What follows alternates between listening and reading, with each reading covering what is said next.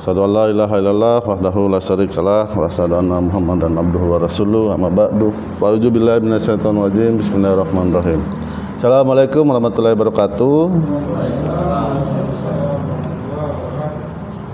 Senang sekali saya kira bisa diundang oleh kawan-kawan dari apa namanya nih? Pondok pesantren Pondok pesantren mahasiswa. Oke, siap. Jadi saya diberikan kesempatan untuk berbagi, untuk sama-sama mengaji terkait dengan kebijakan publik. Jadi teman-teman, kebijakan publik ini saya pikir banyak ya bertebaran di medsos, apalagi sekarang semua bisa diakses melalui ada banyak hal, mau via Google, mau via apa bisa kita belajar lewat situ. Tetapi melalui kesempatan ini sama-sama kita kaji apa sebenarnya ini barang ini, kebijakan publik ini apa ini. Teman-teman, mungkin kita saat ini yang paling paling menonjol itu terkait dengan bencana di Aceh, bencana di Sumatera Barat, daerah Sumatera lah, yang kemudian menjadi hangat diperbincangkan adalah terkait dengan penetapan status bencana nasional. Di lain sisi banyak pihak yang mendesak untuk segera ditetapkan bahwa bencana di Sumatera sebagai bencana nasional. Akan tetapi sampai dengan saat ini pemerintah belum juga menetapkan status bencana nasional. Nah, ini sebenarnya kalau masuk dalam pembahasan kita malam ini, kita akan bisa tahu sebenarnya apa ini kebijakan publik ini. Kalau secara ideal kita bisa ketemukan di buku-buku, di bahan ajar mata kuliah. Sebenarnya kebijakan publik itu kalau mau dibahas, definisinya, kemudian pembahasan lebih mendalam lagi, itu keren. Jadi kebijakan publik ini semacam pengaturan yang kemudian ditetapkan oleh orang-orang yang duduk di pemerintahan, yang tujuannya adalah untuk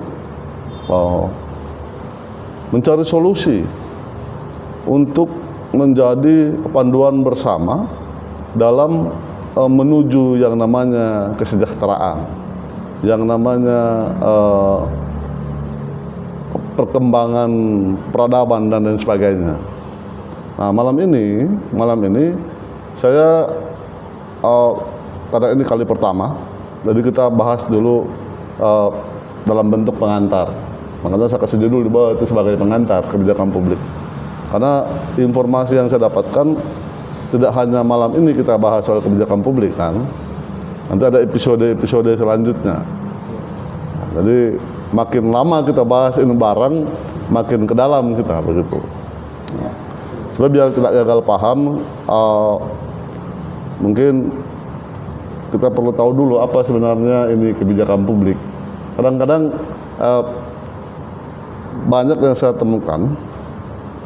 Kebetulan saya bekerja di salah satu lembaga negara yang fokusnya itu mengurusi persoalan pelayanan publik. Nah, jadi kadang-kadang orang gagal paham pelayanan publik sama kebijakan publik ini dua hal yang berbeda, begitu ya. Pelayanan publik itu ranahnya terkait dengan penyelenggaraan negara, penyelenggaraan pelayanan yang menjadi kewajiban negara kepada masyarakat, sementara terkait dengan kebijakan publik itu mengatur terkait tentang penyelenggaraan negara itu. Beda ya. Gitu. Jadi apa sebenarnya ini pelayanan publik? Ini kalau kita mau baca, ini definisi umum. Pelayanan publik itu seperti yang saya sampaikan tadi sebelumnya, bahwa kebijakan publik itu serangkaian keputusan, tindakan atau aturan yang dibuat oleh pemerintah dalam rangka menangani masalah publik untuk mencapai tujuan kolektif masyarakat. Ini kalau kita mau makin ke sini, ini akan lebih paham kita nanti besok-besok ya. Malam ini pengantar dulu. Ini masalah publik ini publik yang mana? Kemudian mencapai tujuan kolektif masyarakat yang mana? Makanya kita harus paham dulu apa ini sebenarnya terkait dengan kebijakan publik. Apa sih untungnya kita mau mempelajari terkait dengan kebijakan publik ini? Ada guna apa? Ada apa manfaat buat kita untuk mendalami, untuk mempelajari terkait dengan kebijakan publik ini? Kita akan bisa tahu karakter negara kita ini itu dalam bagaimana mereka mengatur masyarakat, itu kita akan bisa tahu melalui kebijakan-kebijakan yang dikeluarkan. Teman-teman mahasiswa, dulu waktu beberapa tahun lalu, waktu apa namanya itu, undang-undang apa tuh yang namanya, masih ingat gak? Omnibus Law. Nah, itu kan heboh-heboh kan, ditolak kan. Omnibus Law itu ada banyak peraturan yang kemudian diatur setelah bypass di situ. Nah, itu kan terkait dengan kebijakan publik juga. Kenapa kemudian ada kelompok yang resah? Kenapa ada kelompok yang tidak, ya biasa aja gitu. Jadi ini definisi terkait dengan kebijakan publik. Kalau kita sebenarnya ada banyak tokoh yang kemudian mendefinisikan apa terkait dengan pelayanan publik ini. Jadi ya saya hanya mengambil dua saja dari sekian tokoh yang ada, bahwa kebijakan publik adalah apa yang dilakukan pemerintah. Jadi tidak hanya apa yang dikatakan akan dilakukan. Maksudnya adalah kebijakan ini tidak hanya kemudian tindakan, tapi juga keputusan untuk bertindak.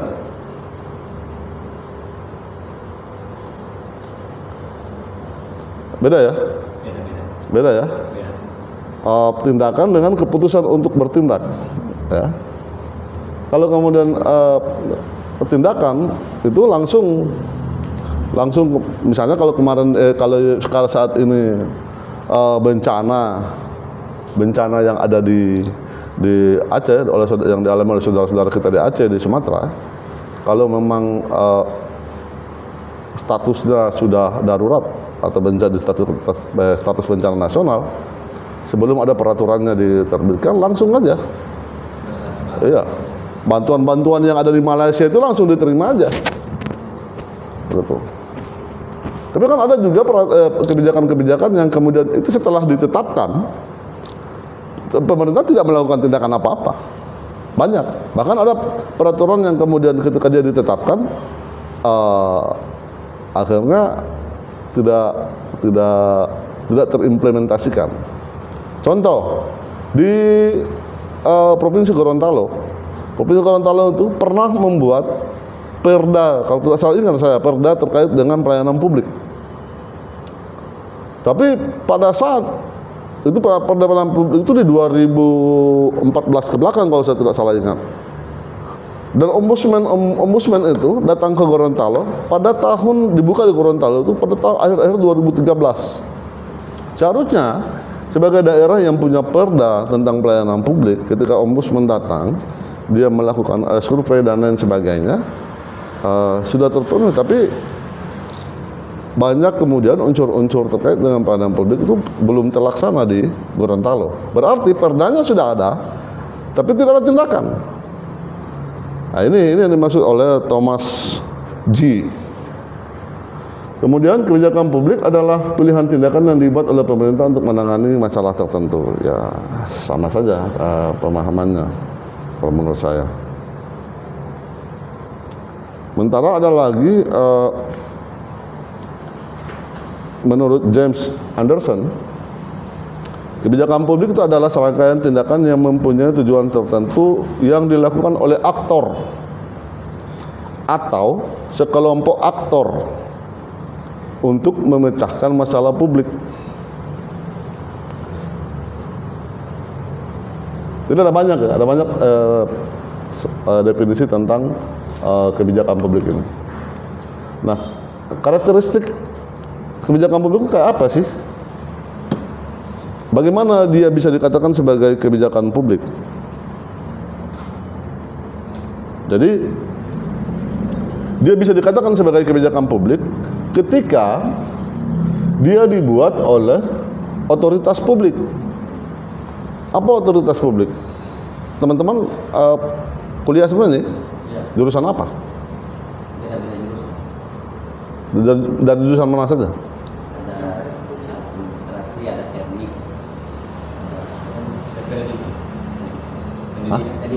Pendidikan? Oh. Ada trias politika. Ingat ya, elementus Q. Apa aja trias politika itu? Nah, yang dikatakan oleh otoritas publik itu ya minimal dari trias politika itu, eksekutif, yudikatif, legislatif. Yang dibuat oleh ketiga otoritas ini, dibuat oleh ketiga institusi ini, itu kebijakan-kebijakan yang dibuat itu dikatakan sebagai kebijakan publik. Kalau kemudian dia memenuhi unsur di bawahnya, dia bersifat mengikat terhadap warga negara atau institusi, kemudian dia bertujuan menyelesaikan masalah publik seperti misalnya kemiskinan, ketimpangan, lingkungan, kesehatan dan lain sebagainya. Kemudian dia memiliki tujuan normatif seperti keadilan, kesejahteraan dan keamanan. Itu ya. Bentuk-bentuk kebijakan publik ini seperti apa bentuknya? Kebijakan publik itu bentuknya tidak hanya harus undang-undang. Tapi pada umumnya kebijakan publik itu berbentuk dalam undang-undang, harus berdasarkan undang-undang. Nah, yang ada sekarang kebijakan publik itu ada dia ya, kita bisa lihat saja di hierarki perundang-undangan. Ada undang-undang, ada peraturan pemerintah, ada peraturan presiden, ada keputusan menteri, surat edaran tentang batas tertentu. Itu. Kemudian ini tidak ada di sini ya. Jadi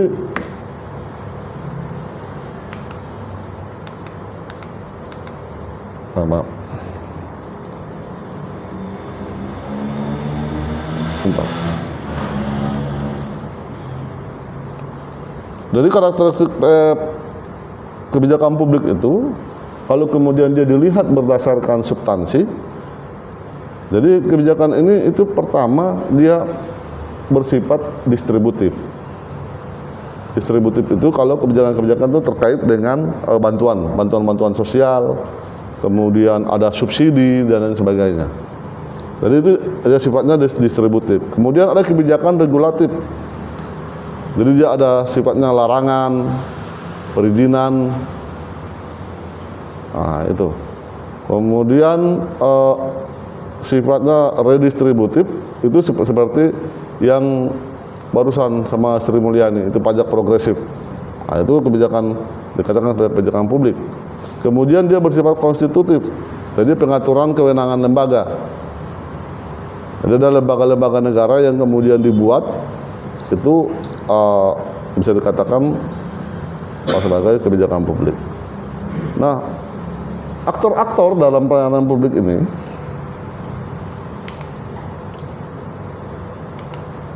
Bentar. Ayo. Jadi ini yang pertama ada eksekutif, legislatif, yudikatif. Ini itu dikatakan sebagai aktor formal.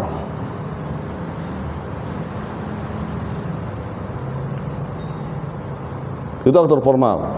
Kemudian aktor informal itu ada kelompok kepentingan. Kelompok kepentingan yang di dalamnya ada LSM, ada akademisi, media massa, masyarakat sipil, dunia usaha. Nah, jadi muncul pertanyaan kan, apakah para pengusaha-pengusaha yang konon katanya sering mensponsori calon-calon kepala daerah dan sebagainya itu punya andil nggak di kebijakan publik? Oh, punya dong. Punya. Gitu. Bikin takut nih.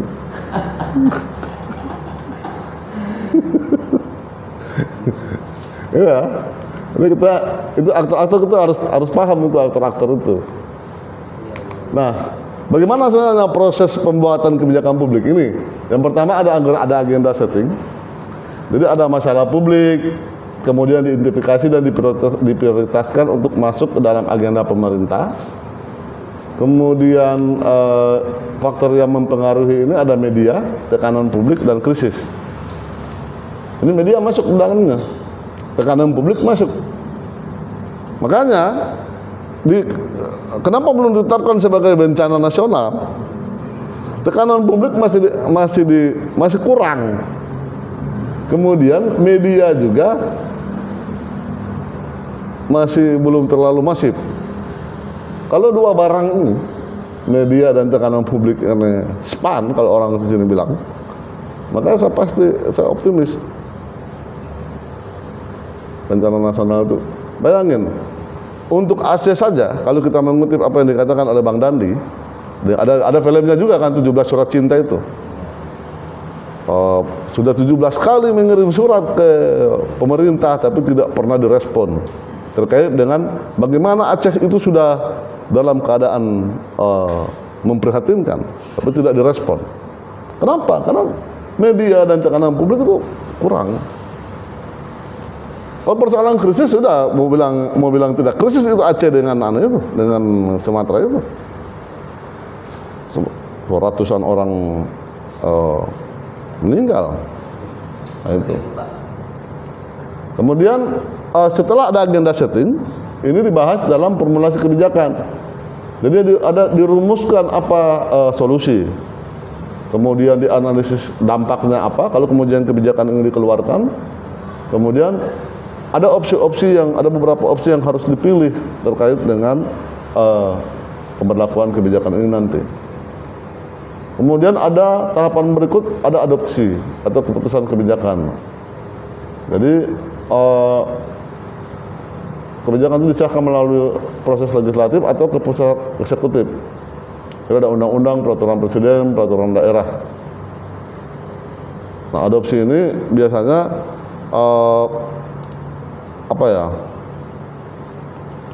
ada peraturan-peraturan sebelumnya atau peraturan-peraturan lain yang kemudian ditambahkan dalam kebijakan itu. Gitu. Nah, berikut implementasi. Dijalankan ini kebijakan ini.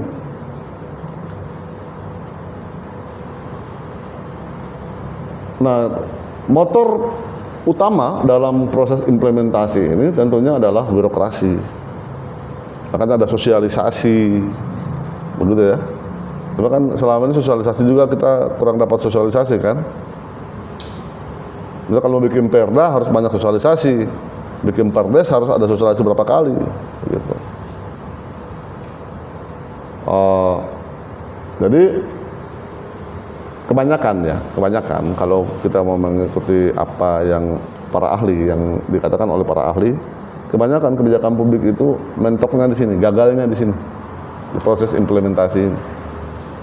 Karena coba lihat, ini dijalankan oleh birokrasi, sementara birokrasi kita dikatakan masih lemah. Makanya kebanyakan gagal di sini ini kebijakan publik. Nah, ini makanya ada catatan, keberhasilan sangat tergantung pada kapasitas pelaksana, kemudian anggaran dan koordinasi.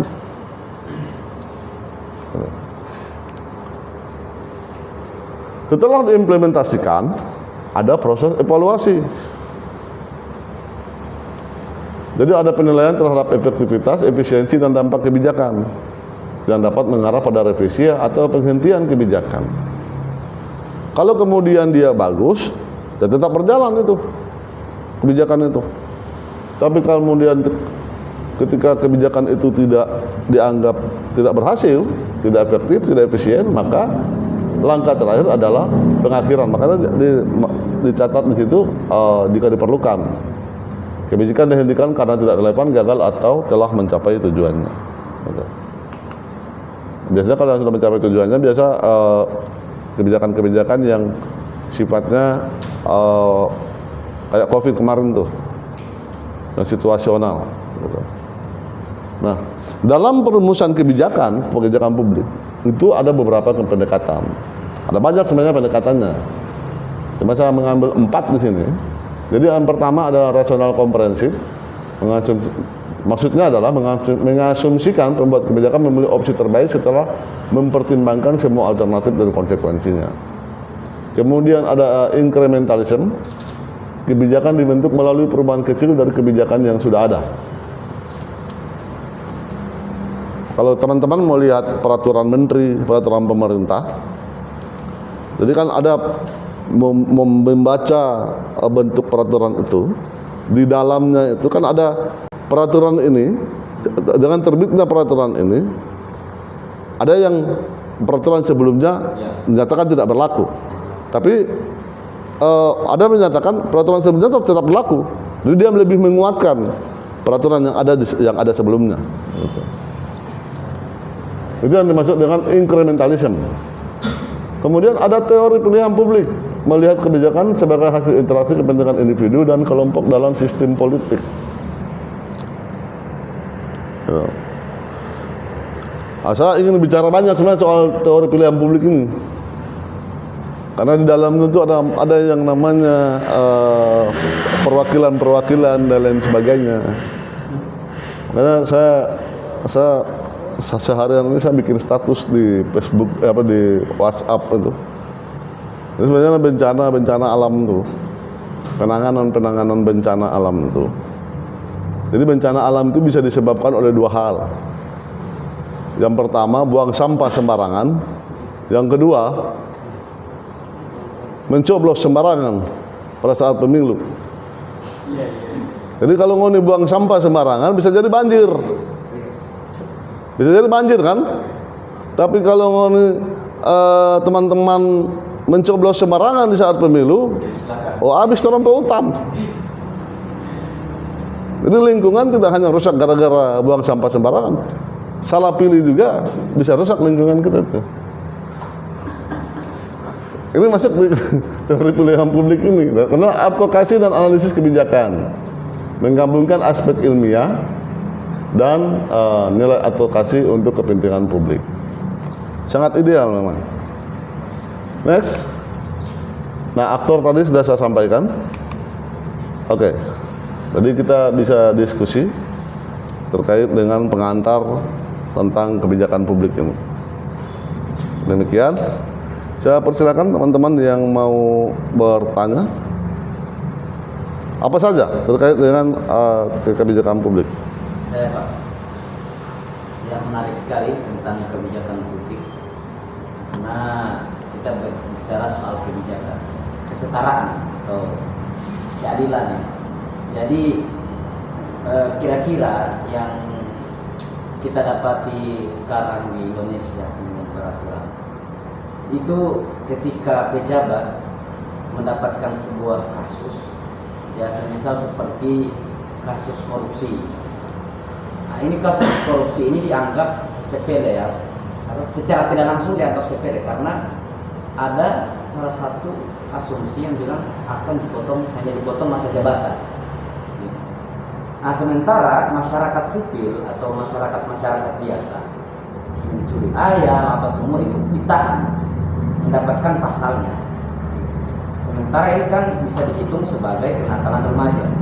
Nah, apakah kedua ini tolak ukur standarisasi gandanya itu di mana? Apakah kedua-duanya ini bisa menjadi kebijakan atau salah satu dari situ tidak mempunyai opsi kebijakan tersebut? Jadi potong masa jabatan ini sebuah kebijakan dari pemerintah atau maksudnya penetapan kebijakan, pemberlakuan kebijakan. Ah, ini. Jadi gini teman-teman.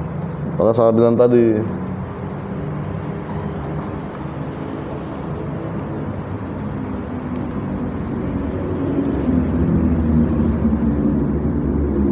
jadi ini proses pembuatan kebijakan publik, dan lihatlah aktor yang ada di dalam. Tadi kan ada aktor formal dan informal. Informal di dalamnya termasuk kalau yang formal kan eksekutif, legislatif, yudikatif. Itu. Kemudian kalau yang formal, yang informal, yang sektor usaha dan lain sebagainya, pengusaha dan lain sebagainya. Jadi ya terang-terangan saja kita bicarakan soal apa terkait dengan korupsi itu. Gini teman-teman, di Indonesia kebijakan publik itu masih sangat dipengaruhi oleh yang namanya politik. Makanya kenapa tadi saya sampaikan di proses implementasi itu kan kebijakan dijalankan oleh birokrasi atau lembaga pelaksana. Ya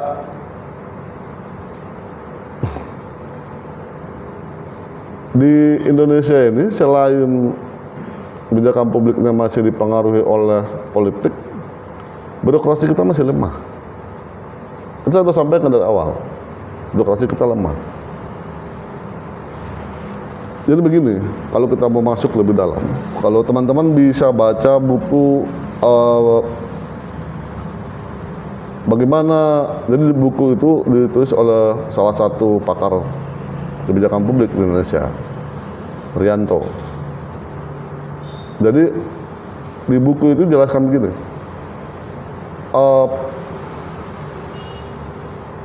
kalau kemudian Montesquieu menjadikan seharusnya pemerintah itu mengimplementasikan hukum, gitu ya,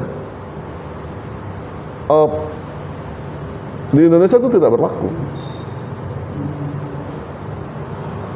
Soalnya pemerintah kita itu menjalankan hukum, ya, menjalankan hukum. Tapi yang terjadi adalah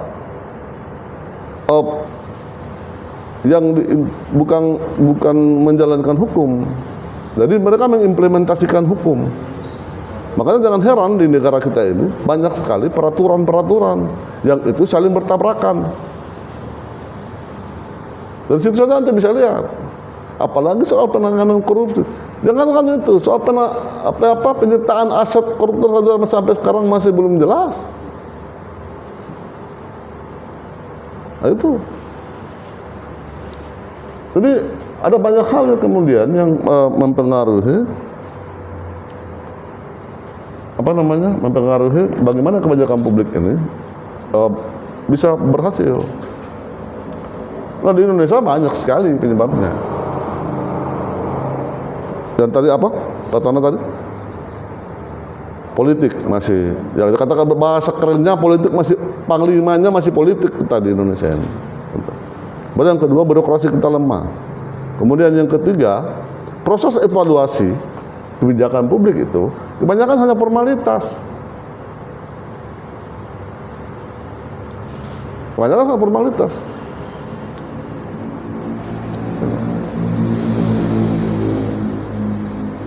Baru kemudian pelaku-pelaku usaha itu lebih banyak menguasai apa? Sektor-sektor penting. Makanya tidak usah heran kita sampai sekarang kita sudah terbuka bicara oligarki dan lain sebagainya. Nanti sekarang kan, padahal dari zaman dulu, kalau teman-teman pernah ikut bagaimana waktu itu saya sampaikan itu di IAIN, lupa saya kapan. Kita nanti sekarang bicara oligarki. Dari dulu masih zaman 90-an, bagaimana kemudian hutan ini hanya diurus oleh satu keluarga.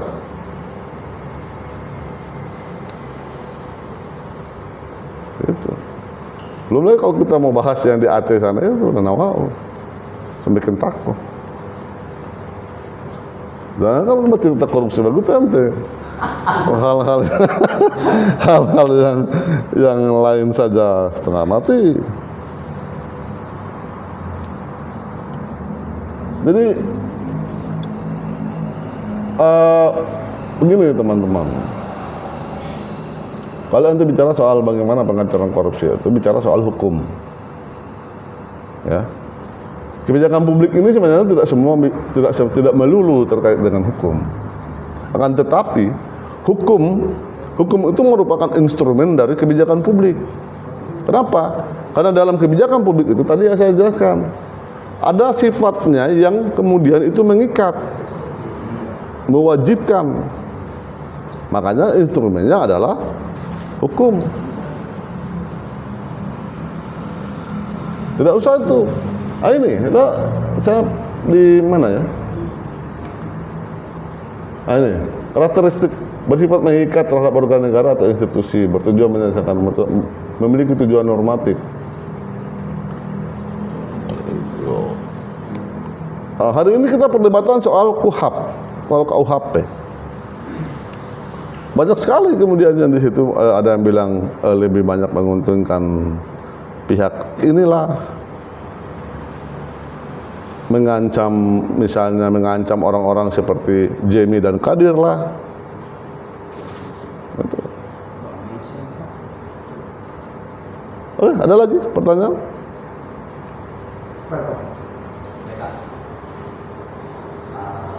Jadi langsung pertanyaan simpel, kayak kalian tadi kan, kalau misalnya dalam segi hukum yang formal, dari segi kebijakannya itu dia harus berdasarkan dari politika, dari legislatif maupun legislatif. Nah, tadi kan contoh yang kami berikan, misal per hari ini dihadapi dengan bencana yang ada di Aceh. Nah, kalau misalnya orang tarik dari kacamata secara formal, itu mungkin tidak akan pernah tercapai karena tidak ada satu elemen kemudian dari tes politika itu menyuarakan tersebut.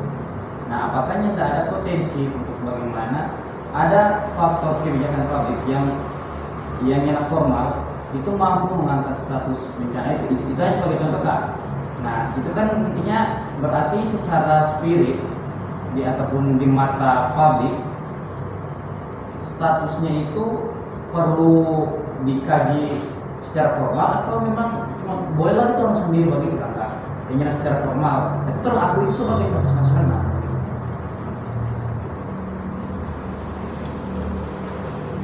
Ini kan Kak, maksudnya Indra dari sisi pengakuan kan.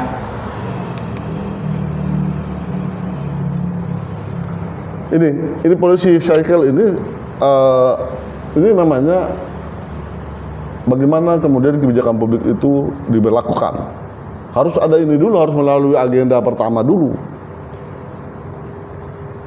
Masalah publik diidentifikasi. Kalau kemudian orang-orang yang duduk di legislatif dan di yudikatif, di eksekutif menilai di Aceh, kemudian di Sumatera itu bukan bencana nasional, kan masalah publik itu diidentifikasi. Menurut orang bukan bencana nasional, maka tidak akan jadi kebijakan itu.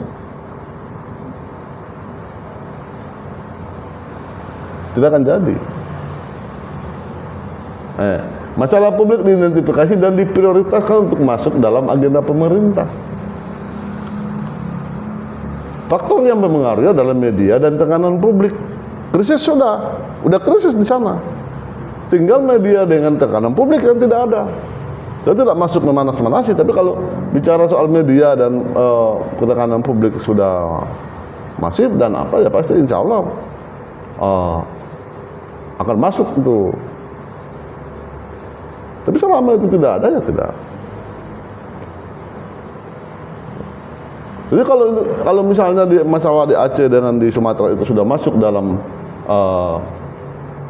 sudah diidentifikasi dan diprioritaskan untuk masuk dalam agenda pemerintah, maka yang akan dilakukan kemudian oleh pemerintah adalah merumuskan alternatif solusi. Pasti sudah ada analisis dampak. Kalau ini, makanya banyak sekali sebenarnya yang terbuka. Kalau kemudian ini ditetapkan sebagai status bencana nasional, maka sudah dianalisis duluan. Cuma kan proses analisis itu kemudian tidak dibuka ke publik. Salah satunya misalnya salah satunya kalau kemudian negara Aceh dan Sumatera itu ditetapkan sebagai status bencana nasional dan kemudian ditemukan penyebabnya adalah penguasaan lahan atau pengalih fungsian hutan, maka itu akan ditelusuri sebagai kejahatan lingkungan. Nah, orang-orang di dalamnya kita tahu siapa aja. Itu ngeri itu barang.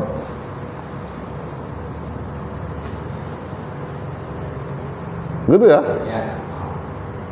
Itu berarti pemerintah dalam konteks bencana Aceh, Sumatera dan sekitarnya itu kan kalau dilihat bicara soal untuk pemberlakuan status darurat bencana nasional itu kan terlihat lambat.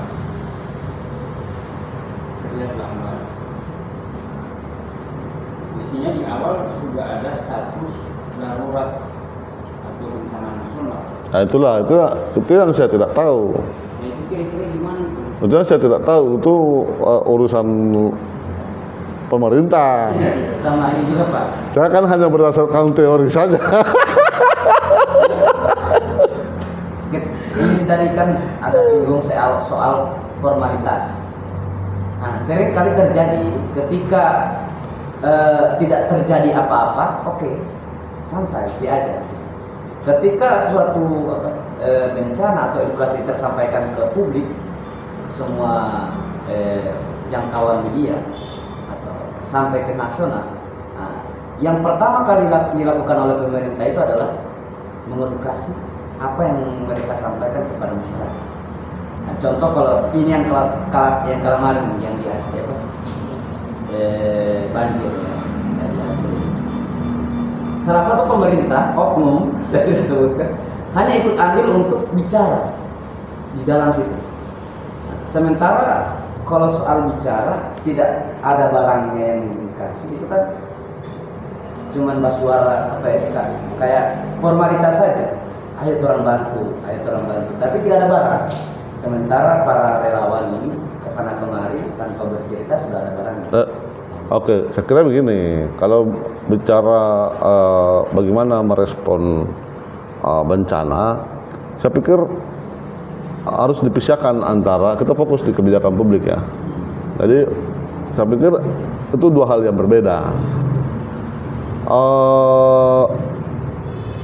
Biasanya setiap ada kejadian bencana, yang dilakukan oleh pemerintah adalah menetapkan status apa ini bencana ini.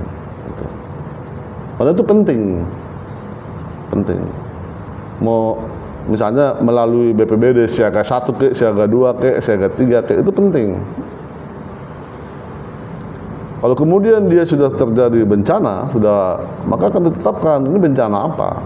Kalau dia sudah makan korban yang banyak dan lain sebagainya, status bencananya bencana apa? Nasional ke, mau status bencana apa ke, gitu. Persoalan kemudian memberikan bantuan dan lain sebagainya, saya pikir tidak usah jauh-jauh. Di apa namanya, di hal-hal yang bukan sifat bencana alam ya, seperti banjir, tanah longsor, hal-hal yang misalnya kemarau, petani gagal panen, kemudian ada itu soal pangan ya, ketersediaan pangan. Pemerintah itu melalui Bulog itu punya namanya public service obligation. Jadi ada cadangan, ada namanya CBP, cadangan beras pemerintah. Itu. Jadi lebih ke situ. Kalau soal yang dia memberikan bantuan dan lain sebagainya itu urusan lain. Urusan lain. Nah, kalau kita fokus di pemerintah, fokus di kebijakannya. Itulah kenapa kembali lagi kalau kita mau bicarakan yang paling dekat saat ini dengan kita adalah Aceh dan Sumatera. Itu. Kalau kemudian dia ditetapkan sebagai bencana nasional, maka semua bantuan akan banyak masuk.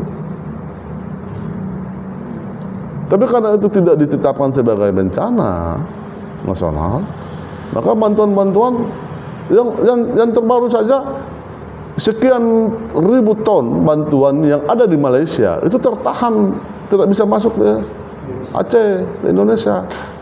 Gitu. Bahkan kalau dia masuk, kena pajak. Bisa baca Tempo ya. Di Tempo ada, sama baca Tempo, media itu, media. Nah kan persoalan Tempo kan lain lagi tuh. Begitu. Begitu teman-teman. Jadi saya pikir hal-hal yang saya sampaikan malam ini terkait dengan pengantar terkait dengan kebijakan publik. Jadi mulai dari kita memahami dulu apa kebijakan publik, kemudian karakteristik kebijakan publik, bagaimana proses kebijakan publik itu berlaku, berjalan, kemudian pendekatan apa yang sedang digunakan oleh Bapak Ibu kita yang ada di eksekutif, legislatif atau yudikatif, kemudian aktor-aktor dalam pelayanan publik dan kebijakan publik. Ini saya pikir komponen-komponen penting yang harus kita pahami dulu malam ini, harus kita sepakati dulu bahwa kebijakan publik itu seperti ini. Biar besok kita tidak bingung lagi pembahasan terkait kebijakan publik itu seperti apa. Besok-besok nanti kita akan bahas loh. Kita akan membahas besok-besok bahwa ternyata dari sekian presiden kita, ya, dari sekian presiden kita yang kemudian melakukan pemantauan terhadap kebijakan publik, itu hanya 2 orang presiden kita yang tidak melakukan itu. Kenapa? Karena 2 orang presiden kita itu lebih banyak menggunakan pelibatan publik. Salah satunya adalah Gus Dur. Gus Dur itu tidak melakukan pemantauan kebijakan publik, tapi dia melibatkan orang-orang NU di dalamnya untuk kemudian melakukan pengawalan itu. Nah itu nanti kalau paham, biar tidak gagal paham kita besok. Gus Dur tidak melakukan pemantauan. Oh tidak, tunggu dulu. Ada di sisi lain kan sampai dengan saat ini pelibatan masyarakat dalam proses pengambilan kebijakan publik itu belum maksimal. Masih dikatakan belum maksimal.